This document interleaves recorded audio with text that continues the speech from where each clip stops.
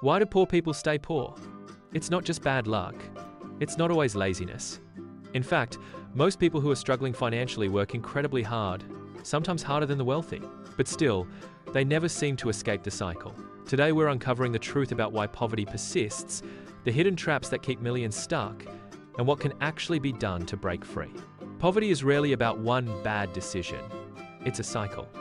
If you grow up poor, you're more likely to stay poor. Why? Because poverty isn't just about money, it's about access, education, time, health, and even mindset. Imagine starting a race 100 meters behind everyone else, but still being told you should run just as fast. Being poor is expensive. If you don't have money to buy in bulk, you pay more per item. If you don't have good credit, you pay higher interest rates. If you can't afford a safe neighborhood, you pay in stress, security, and sometimes health. Poverty punishes people for being poor. One of the biggest traps? Lack of financial education. Most schools never teach real-life money skills. Poor families often don't pass down investing knowledge because they never had it. Without this, many people live paycheck to paycheck, not because they want to, but because they were never taught how to escape it. Here's another truth. Poor people often don't have time to improve their situation. If you're working 2 jobs just to survive, when do you learn new skills? When do you build a side business? Time poverty is real, and it robs people of opportunity. Debt keeps people chained. Payday loans, credit cards, and high-interest debt trap people in endless payments. Imagine borrowing $500 and owing $10 by the end of the year. For many, this is reality. Debt turns short-term survival into long-term struggle. Scarcity changes how the brain works. When you're worried about money all the time, your brain focuses only on immediate survival. You don't think long-term. You can't plan ahead, and opportunities slip by. It's not stupidity, it's psychology. Poverty literally rewires how people think. Generational poverty is one of the hardest traps.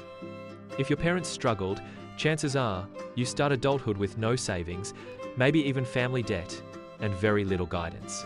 Meanwhile, wealthier families often pass down money, property, and financial knowledge.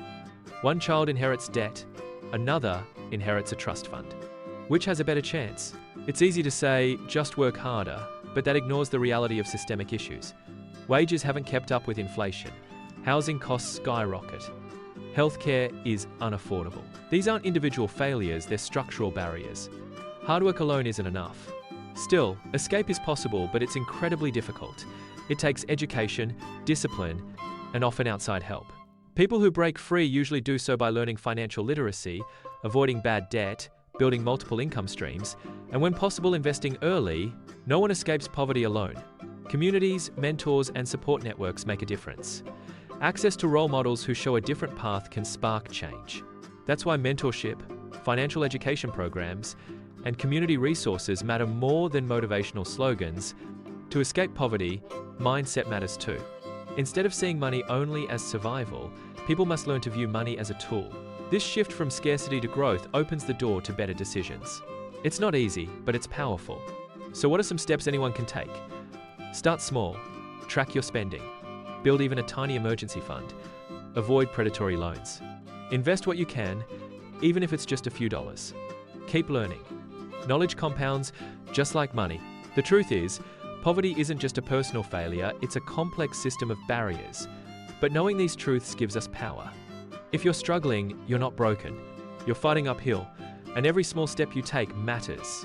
Because breaking the cycle starts with awareness and ends with change.